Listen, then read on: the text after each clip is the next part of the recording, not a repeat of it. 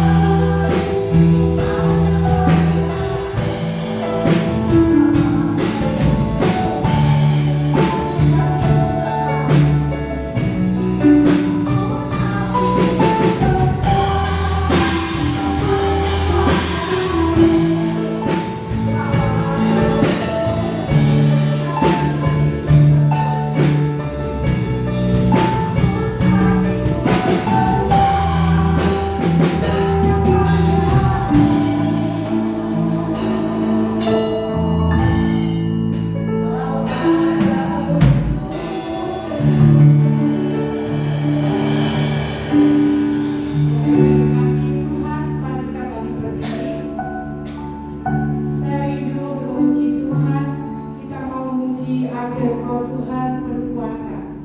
Refnya saja, ajaib Kau Tuhan penuh kuasa. Kita pujikan ajaib Kau Tuhan penuh kuasa.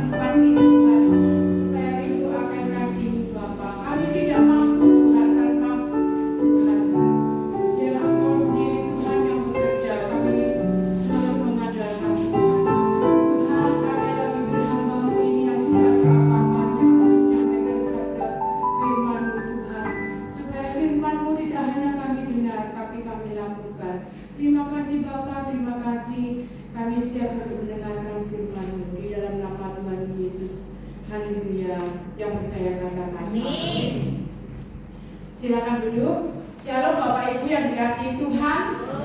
Ada sukacita sore hari ini? Ya, saya tadi rindu untuk menyanyikan ajaib Tuhan. Karena kalau saya melihat akhir-akhir ini banyak sekali orang susah ya saudara ya.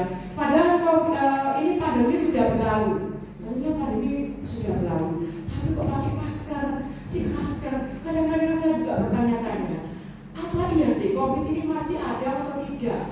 Ya, kadang kita bertanya, tapi belum ada jawaban yang pasti. Tapi sekarang sudah ada booster kedua. Saya paling takut karena waktu itu saudara ya, saya disuntik booster itu langsung 2 minggu kemudian saya kena virus Omicron. Jadi kalau ada booster yang kedua ini saya takut ada virus apa lagi. Karena itu saya selalu mengandalkan Tuhan. Tanpa Tuhan rasanya kita tidak mampu, saudara ya. Untuk sore hari ini mari kita belajar firman Tuhan.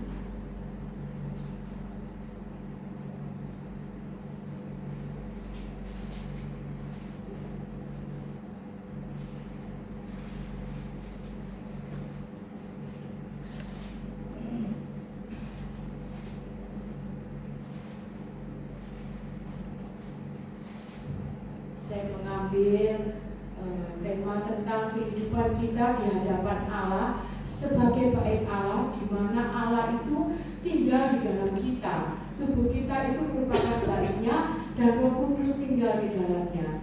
Nah, saya itu kalau ini baca-baca Alkitab ya, nanti kita baca di 1 Korintus 3 ayat 16 sampai 17. Yaitu tema kita untuk sore hari ini tentang kehidupan kita di hadapan Allah. Karena tubuh kita itu adalah bait Allah dan Roh Kudus tinggal di dalam diri kita, ya saudara.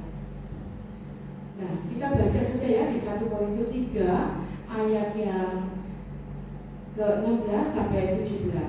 Cik Vivi yang tolong dibacakan. 1 Korintus pasal yang ketiga ayat yang ke-16. Tidak tahukah kamu bahwa kamu adalah bait Allah dan bahwa Roh Allah diam di dalam kamu? 17. Jika ada orang yang membinasakan bait Allah, maka Allah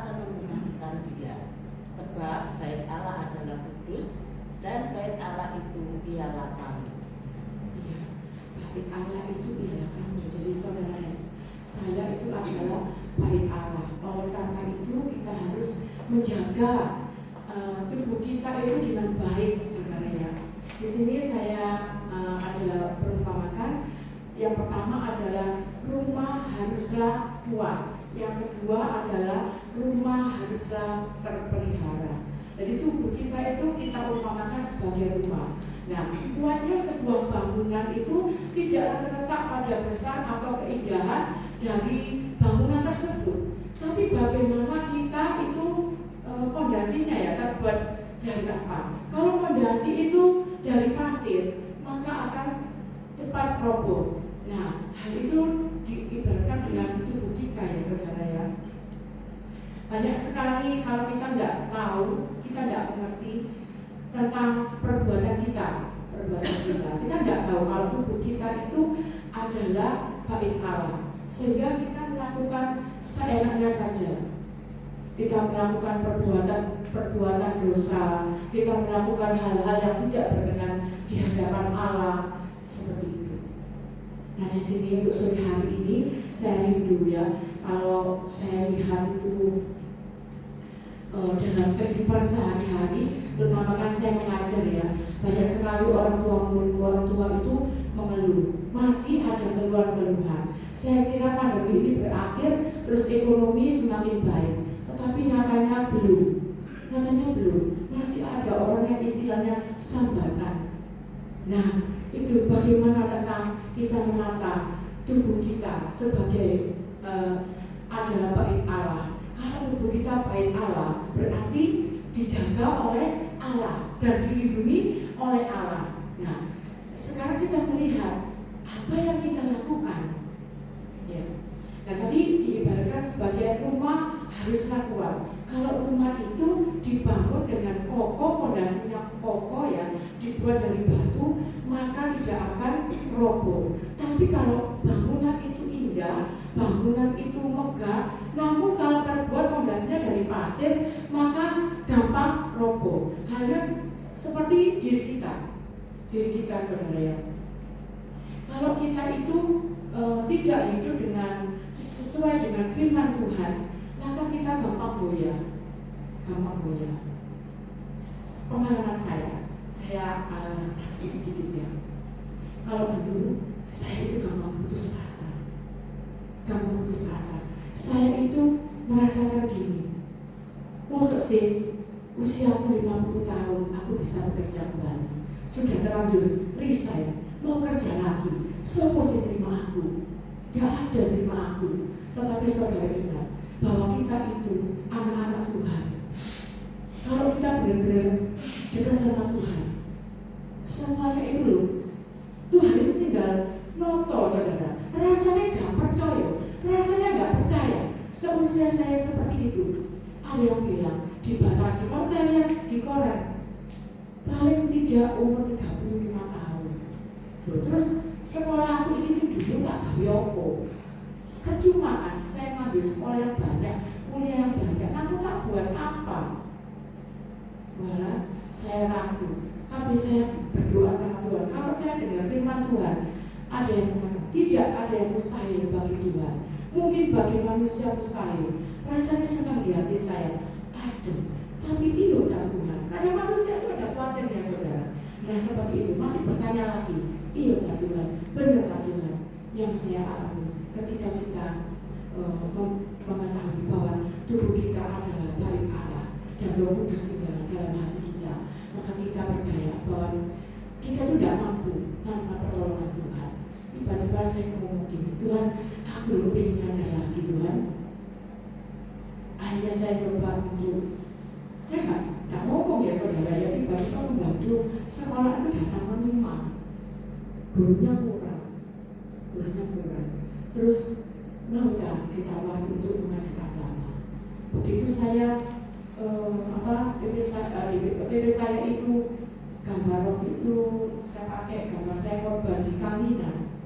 Loh, saya juga tidak tahu. Tiba-tiba guru agama itu yang dulunya ngajar agama tiba-tiba mengundurkan diri, sehingga saya mengajar. Terus setelah itu saya mengajar di kelas kecil, kelas 2 dengan murid banyak, 30 anak. 30 anak itu suara saya itu setiap kali serak. Dari suara biasa-biasa saja serak. Kadang kalau ngomong sama anak saya terlalu tinggi, ngomong sama suami saya seperti saya minta. Padahal enggak, itu karena terbiasa dengan anak-anak. Karena kita kalau mengajar tidak pakai mic, jadi harus keras dengan kelas yang memanjang. Seperti itu. Saya selalu mengandalkan Tuhan. Ya, di sini berbicara tentang tadi ini berbicara tentang ketaatan kepada Allah, dan ketaatan itu berkaitan dengan kerendahan hati. Dimana kalau kita mempunyai bukan rendah diri ya, tapi rendah hati. Kalau kita mempunyai rendah hati di hadapan Tuhan dan kita taat firman Tuhan, maka nggak ada kok yang mustahil bagi Tuhan. Ini yang saya alami, saudara.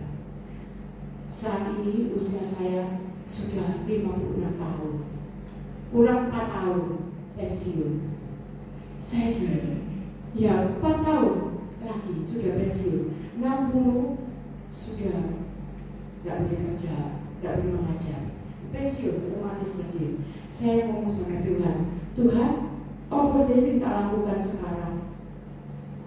Kalau saat ini saya boleh mengajar, kalau dulu saya pernah resign, saya susah. Nah, susah itu yang pernah derita yang saya alami tidak akan mungkin terulang lagi. Dan kalau orang yang, maaf saudara ya, ini yang saya alami, kalau sudah seusia 50 tahun ke atas, itu yang dipikirkan itu hanya gini, menyenangkan hati. Saya sampai ini menanam tanaman, lihat hijau-hijau gitu. Pokoknya senang. Sudah tidak mikir, tidak ada kepikiran yang macam-macam. Senang dalam hal itu, lihat cucu, lihat anak, sudah puji Tuhan, anak saya sudah mengajar. Saat ini sudah juga jadi guru, namun tidak sama satu sekolah dengan saya. Nah, itu semua karena kebaikan Tuhan. Padahal saya itu sudah rencana gini. Makanya tadi ada lagu, apa yang kita pikirkan itu tidak sama dengan di pikiran Tuhan. Saya itu memikirkan bahwa nanti saya kalau sudah resign, saya bakal yang menggantikan anak saya seperti itu, biar ada generasi penerus. Dan anak saya ini ngomong, aku ini loh nggak mau jadi guru mah, aku nggak mau, pokoknya jadi guru. Mending aku jadi pengusaha. Pengusahaku saya sepi. Online itu loh, kadang-kadang itu nasib-nasiban. Ya maaf saudara, bukan apa ya, bukan saya melakukan pengusaha ya. Enggak, saya bilang itu nanti ya opo. Kalau kamu gini kan dibayar pemerintah sih. Saya lagi pulangnya tuh nggak sampai sore-sore, kamu nggak capek, pokoknya aku nggak mau. Terus kepala sekolah itu memberikan seragam dari sekolah ada ke rumah saya. Belum saya pernah pulang ini sudah disiapkan untuk anak saya, dikasih seragam. Anak saya tuh bilang gini, aku lihat kerja di mamaku ini aku gak seneng, aku katanya seperti itu. Tiba-tiba ada di Instagram dari PDTK Victory, jalan ini loh, Bapak Indah Regency, itu dari psikolog. Dan kemudian anak saya mencoba ini, saya bilang gini, kamu ini ada psikolog loh, senang aku, soalnya sesuai jurusanku. Jadi ini gak belum aja, lah kok sekarang ada psikolog kok mau? Yo tak coba ini, katanya gitu. Sampai hari ini dia ngomong gini, aku sebenarnya gak bisa doa.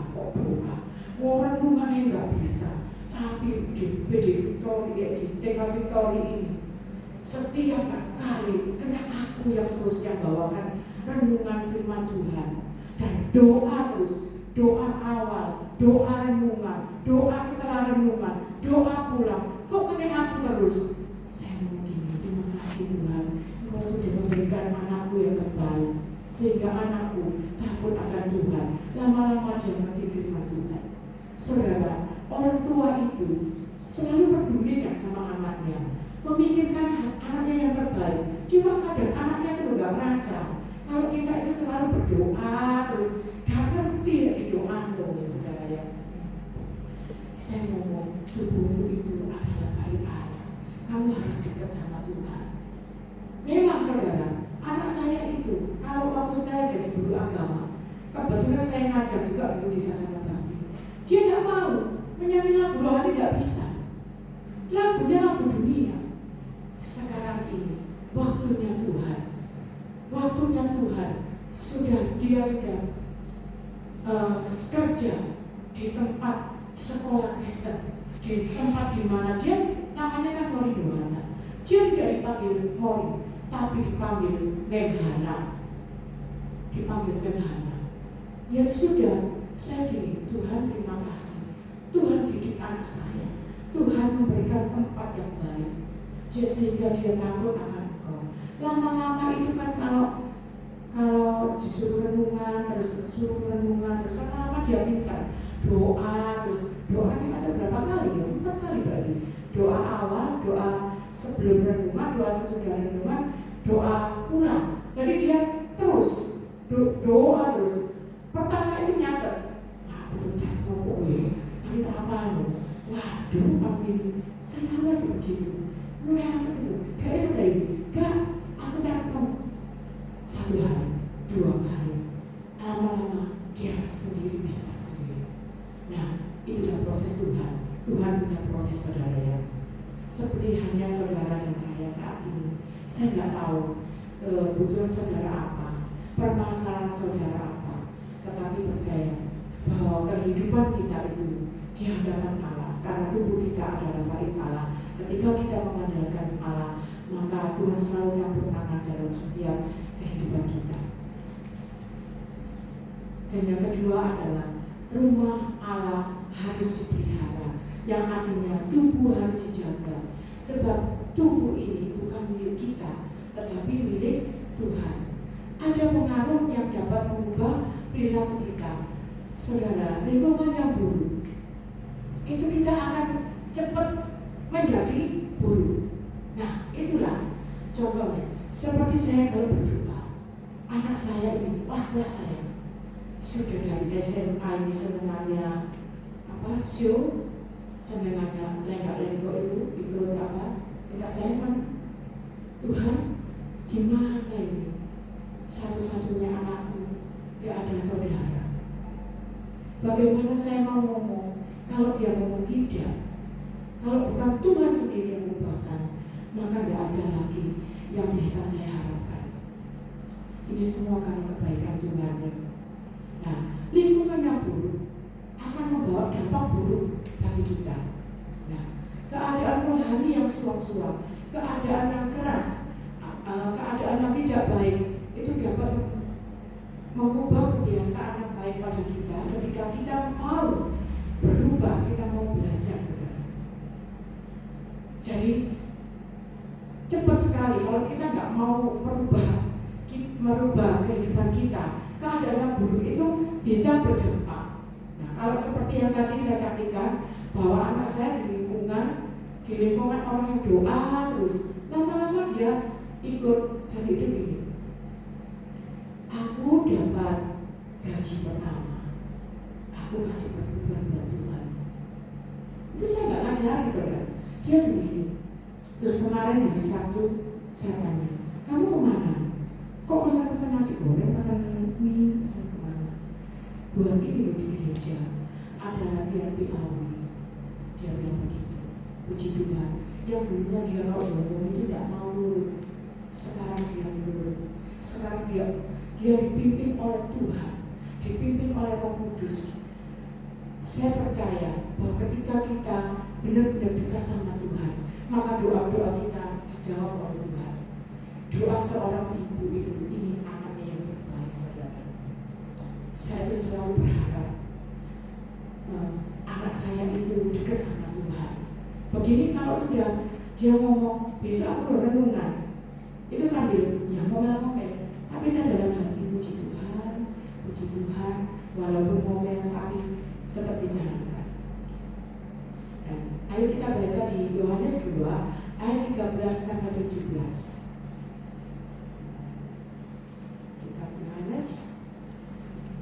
Yohanes yang kedua ayat 13 sampai 17. Jadi tolong dibacakan. Yohanes 2 ayat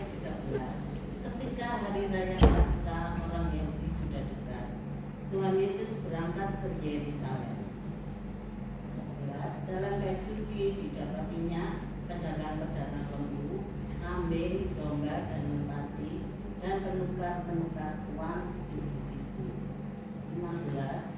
Ia membuat cambuk dari tali lalu mengusir mereka semua dari bait suci dengan semua kambing domba dan lembu mereka. Uang penukar-penukar diambilkannya ke tanah, dari meja-meja mereka dibalikannya. 16. Kepada pedagang-pedagang merpati ia berkata, ambil semuanya ini dari sini, jangan kamu membuat rumah Bapakku menjadi tempat berjualan. 17. Maka teringatlah murid-muridnya bahwa ada tertulis, cinta untuk rumahmu menghaluskan aku. Ya saudara, di sini kalau saya perhatikan bahwa Yesus marah itu karena bait Allah disalahgunakan. Secara fisik, bait Allah itu tetap ya, tidak ada perubahan. Kan tetap bait Allah, tidak berubah. Tetapi fungsinya itu dari bangunan, tetapi fungsi dari bait Allah itu berubah. Fungsinya yang dibuat rumah doa ternyata dibuat berjualan. Mengapa Tuhan Yesus marah-marah seperti itu? Karena secara fisik itu bangunannya tetap, cuma fungsinya yang berubah. Nah, seperti tubuh kita dan hidup kita. Tubuh kita itu tetap, saudara. Tubuh kita ya seperti ini, tidak akan berubah.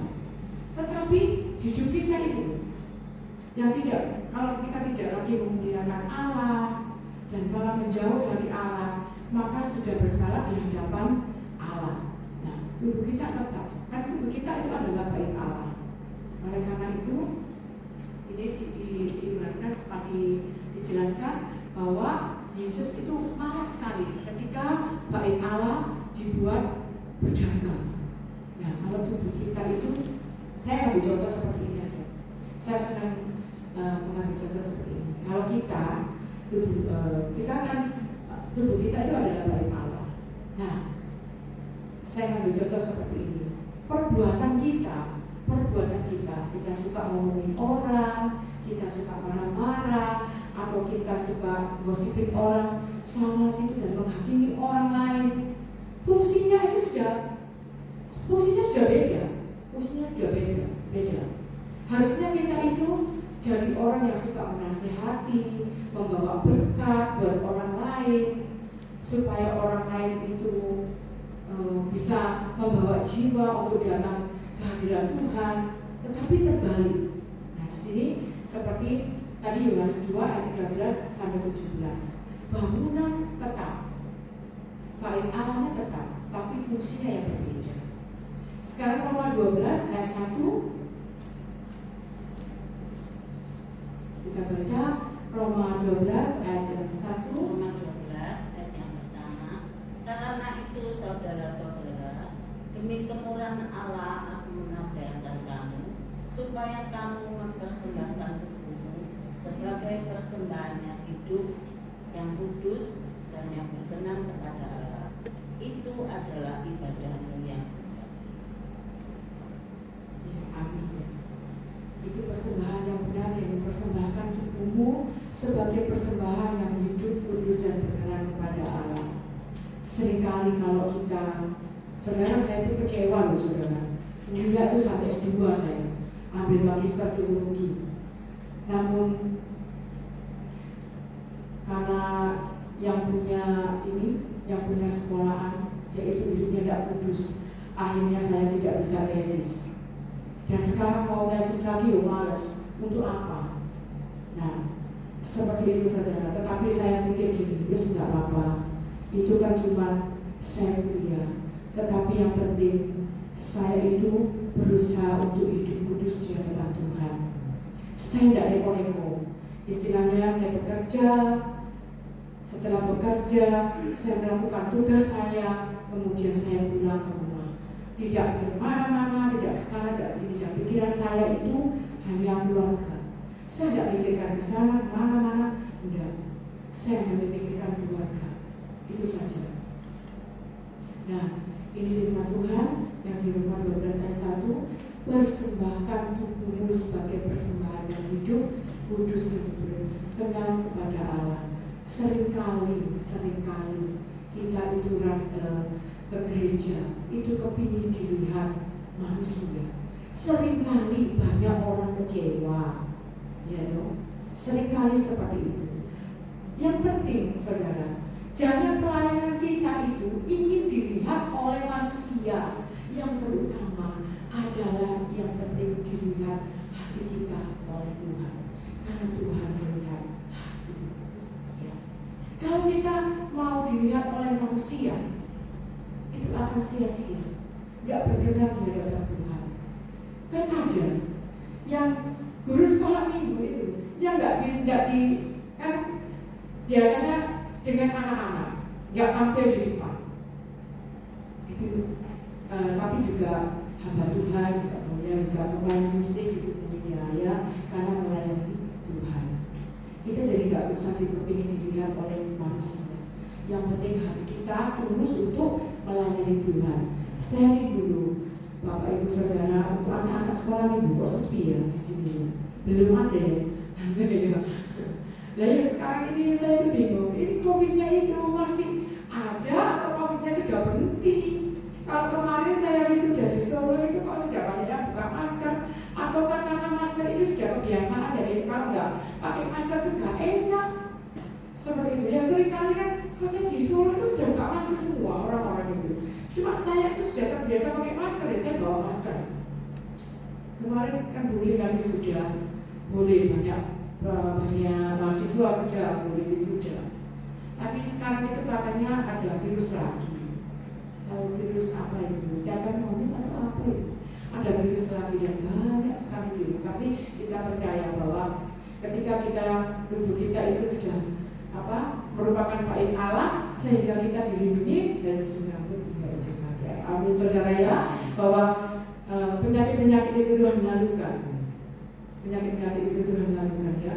Pokoknya kita persembahkan tubuh kita ini sebagai persembahan yang hidup, kudus dan berkenan di hadapan Allah. Dan yang ketiga adalah rumah Allah itu harus ada penjaganya. Tadi itu 3 ya. Yang pertama adalah rumah haruslah tua. Yang kedua, rumah haruslah terpelihara. Tubuh kita haruslah terpelihara. Kalau tubuh kita itu maksudnya harus sehat terpelihara. Sehat juga, sehat rohani dan sehat jasmani, saudara ya. Jasmani kita itu makan yang maksudnya seusia saya ini sudah makannya itu sebenarnya hati-hati. Lek gak kepingin, gak kepepet, gak makan yang macam-macam. Karena takut namanya stroke. Takut namanya stroke ya. Kalau sudah stroke, terus apa sih kan? Semua pada pergi semua. Makanya kita bersyukur kepada Tuhan bahwa oleh sebab itu kalau sore hari ini saya bakal firman Tuhan bahwa tubuh kita adalah bait Allah. Ya. Sehingga Tuhan melindungi tubuh kita dari segala penyakit. Nah, yang ketiga adalah rumah Allah harus ada yang menjaga. Kita baca di Matius 12 ayat 43 sampai 45. Matius 12 ayat yang ke-43. Apabila roh jahat keluar dari manusia, ia pun mengembara ke tempat-tempat yang tandus mencari perhentian, tetapi ia tidak mendapatnya. Keempat, lalu ia berkata, aku akan kembali ke rumah yang telah kutinggalkan itu. Maka pergilah ia dan mendapati rumah itu kosong, bersih, tersapu, dan rapi teratur. Sampai 45 ya. 45. Lalu ia keluar dan mengajak 7 roh lain yang lebih jahat daripadanya, dan mereka masuk dan berdiam di situ. Maka akhirnya keadaan orang itu lebih buruk daripada keadaan semula.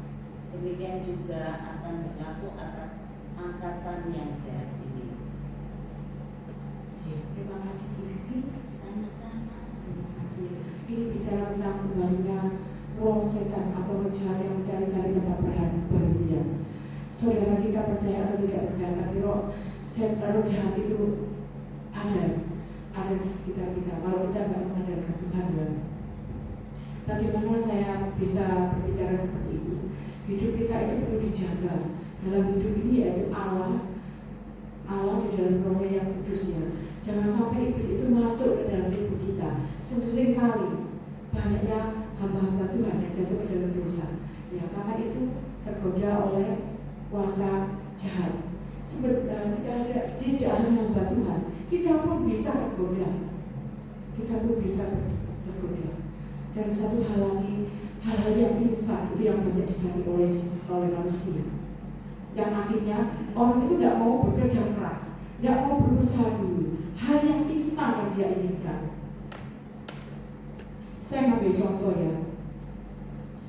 Kalau kita mau menginginkan sesuatu, berdoa sama Tuhan, mintanya cepat. Tuhan kok tidak kabulkan, cepat Tuhan kabulkan apa yang kita minta. Kadang-kadang Tuhan itu memproses kita. Proses. Saya juga pernah dulu kepingin menikahkan anak saya tidak punya uang. 1 bulan saya berlutut, saya berdoa, doa malam, nangis terus, doa malam di sini, doa terus. Tuhan kirimkan, saya buka catering yang waktu itu saya tidak bisa masak, kok dipercaya masakan itu 100 kotak setiap hari, 100 kotak setiap hari, sampai ada pesanan minuman itu sampai disuruh tukang gojek. Jadi saya itu dipeseni minuman teh es teh itu 25 diambil 5 bungkus. Jadi orangnya komplain sama saya, kenapa Bu Susan kok hanya 20 yang dikirim, yang 5 mana? Itu diminum sama ini, lalu diminum yang ini yang pengantarnya tak isi itu 25, tapi kok yang nyampe 20. Sampai pada akhirnya saya sempat bisa ngumpulin uang sedikit-sedikit. Sampai anak saya waktu menikah bilang gini, Catherine nggak usah dihibur, mari tak lanjutnya sampai jam 12 siang. Setelah itu tak aku nikah. Loh ngawur, ya harus itu, berhenti dulu. Ya tetap kamu menikah. Saya beritahu seperti itu, saking senangnya. Ya, nah di sini kita itu kalau mengandalkan Tuhan itu selalu mencukupi kita, mencukupi kebutuhan kita. Seolah-olah kita tidak percaya, saudara. Seolah-olah iya, tapi benar. Kalau sudah terbukti, makanya ada pujian, mukjizat itu nyata, betul. Kalau tidak pernah mengalami, tidak bisa kita ngomong seperti itu. Saya banyak mengalami kebaikan Tuhan yang luar biasa. Jadi saya dulu sampai diinfus bolak-balik, sekarang sudah sehat dan kan gemuk. Sekarang itu mau uruskan lagi.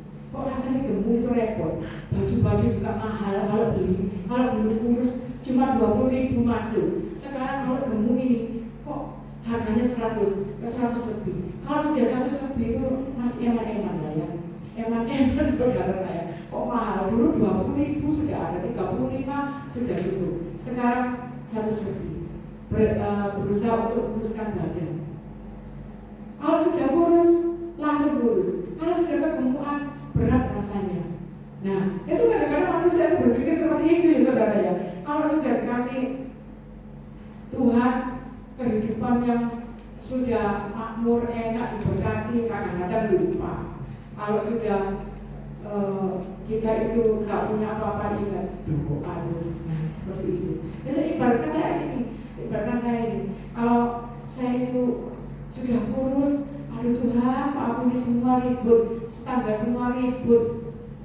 Saya disalahkan kucing saya. Itu karena kucing banyak, makanya kurus. Saya disalahkan kucing saya, padahal kucing saya juga tidak berdosa. Saat ini juga saya punya kucing, ada 35, saya juga gemuk. Sudah tidak pernah sesek, ya. Tidak cobai juga tidak minta. Tapi puji Tuhan, yang namanya sesek itu saya tidak punya. Kalau saya sesek, kucingku disalahkan lagi gara-gara bunyi kucing yang kamu hidup, makanya kamu sesek. Tapi Tuhan itu begitu baik. Kadang kucing saya ngomongin, kalau saya tidak punya uang untuk beli makan, kamu berdoa, sampai kan gitu. Soalnya saya tahu dia itu ngerti. Wong saya kasih nama selamat, kalau teman dia selamat gitu langsung lari. langsung lari. Maaf ya saudara kalau ada namanya selamat, bukan berarti saya menghina ya. Soalnya saya kemarin mengambil dampaknya saja. Saya pikir selamat itu supaya apa? Supaya selamat terus dan panjang umur gitu loh. Makanya saya nggak usah panggil meong atau apa, wis selamat. Dan itu kebetulan selamat itu ini ekornya itu panjang sekali. Terus selamat benar sesuai dengan ekormu panjang umurmu. Saya itu ya sampai hari ini puji Tuhan masih bisa untuk memberi makan, dan puji Tuhan sampai saat ini saya tetap bekerja. Kalau suami saya kemarin bilang, sekarang itu repot loh, pandemi, kalau sudah pandemi tambah pusing sekarang ini. Saya ngomong, selagi kita dekat sama Tuhan, aku bekerja. Masih lo pusing, gak pusing, tapi saya mengandalkan Tuhan. Tuhan itu baik. Pokoknya kita cukup, ya cukup untuk kita makan, kita sehat, kucingku bisa makan. Semua itu sudah bisa, aku gak ribut no dunia. Kalau kita meributkan sana sini kita bingung ya. Kita selalu mengandalkan Tuhan, bahwa Tuhan itu baik. Nah, tubuh kita dijaga oleh Tuhan dari ujung rambut hingga ujung kaki. Kita diberi kesehatan kalau kita selalu mengandalkan Tuhan ya.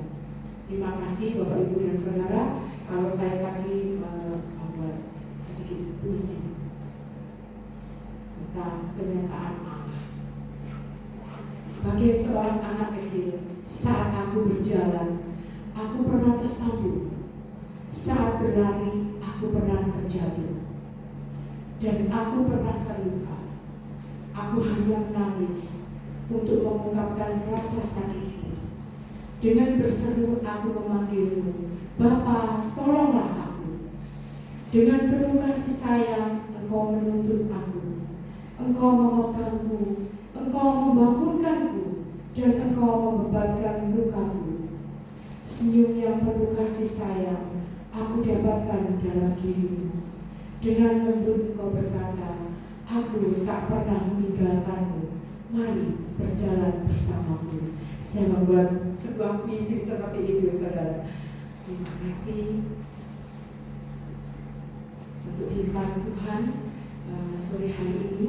Jadi kita sadar dan berjaga-jagalah bahwa kita adalah iblis yang berjalan di sekeliling kita yang mengaum-ngaum dan berjalan mencari orang yang siap untuk ditelannya. Tapi kita percaya bahwa tubuh kita adalah bait Allah yang dilindungi oleh Tuhan setiap saat. Terima kasih, Tuhan Yesus memberkati. Mari